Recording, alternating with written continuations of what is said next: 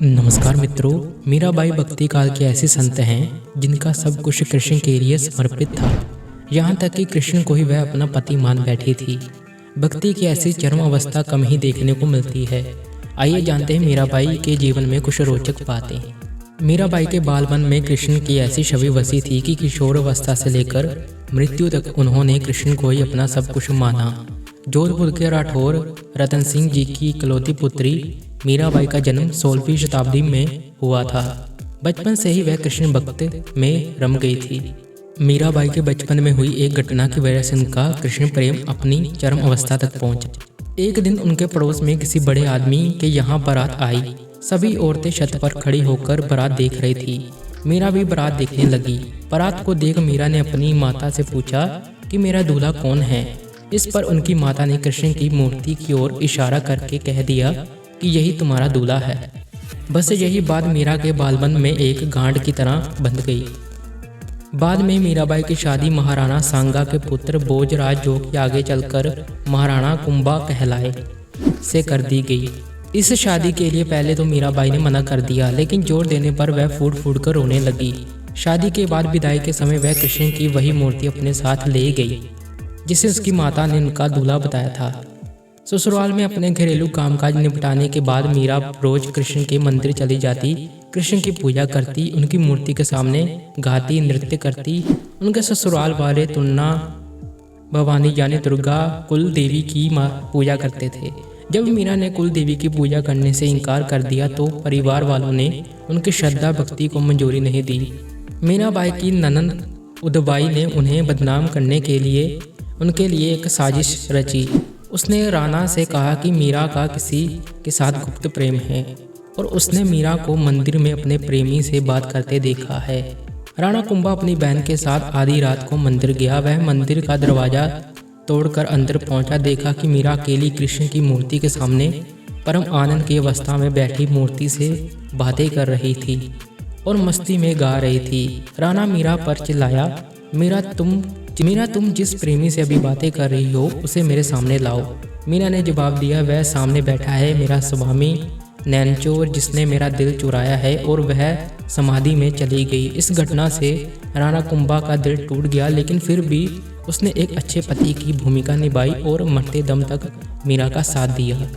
हालांकि मीरा को राजगद्दी की कोई चाह नहीं थी, फिर भी राणा के संबंधी मीरा को कई तरीके से सताने लगे। कृष्ण के प्रति मीरा का प्रेम शुरुआत में बेहद निजी था, लेकिन बाद में कभी कभी मीरा के मन में प्रेमानंद इतना उमड़ पड़ता था कि वह आम लोगों के सामने धार्मिक उत्सवों में नाचने वह रात में चुपचाप चित्तौड़ के किले से निकल जाती थी और नगर में चले रहे सत्संग में हिस्सा लेती थी। मीरा का देवर विक्रमादित्य, जो कि चित्तौड़गढ़ का नया राजा बना, बहुत कठोर था।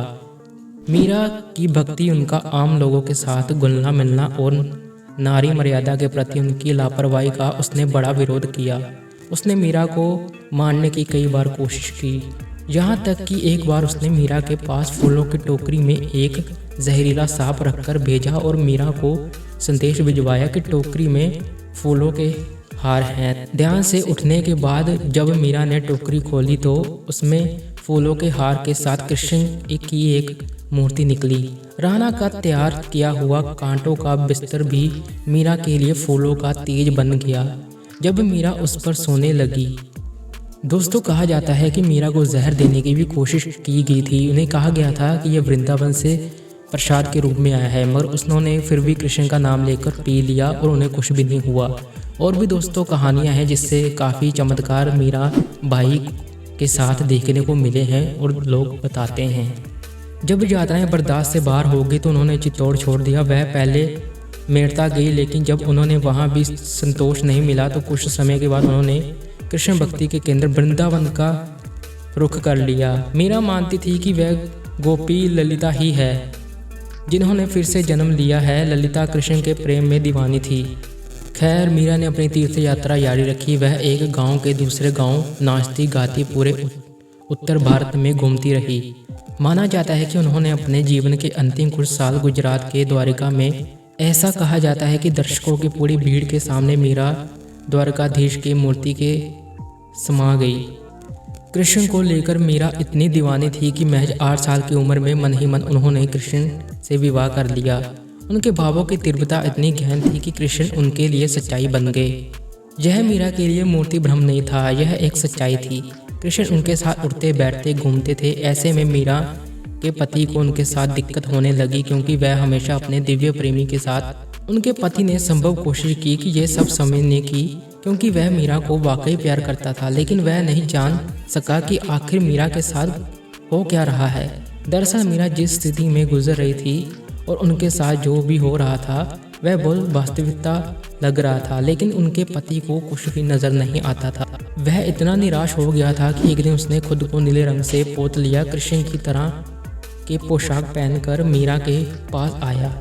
दुर्भाग्य से उसने गलत तरह के रंग का इस्तेमाल कर लिया, जिसकी वजह से उसको एलर्जी हो गई। शरीर पर चकत्ते निकल आए। मीरा के इर्द गिर्द के लोग शुरुआत में बड़े चक्कर आए कि आखिर मीरा क्या कर रही है। बाद में कृष्ण के प्रति मीरा का प्रेम अपनी चरम ऊंचाइयों तक पहुंच गया।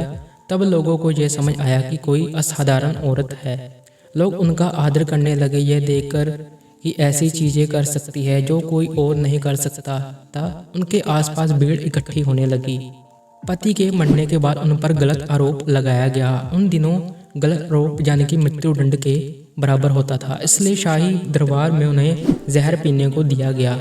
उन्होंने कृष्ण को याद किया और जहर पीकर वहां से चल दी। लोग उनके मरने का इंतजार कर रहे थे, लेकिन वह स्वस्थ और प्रसन्न बनी रही।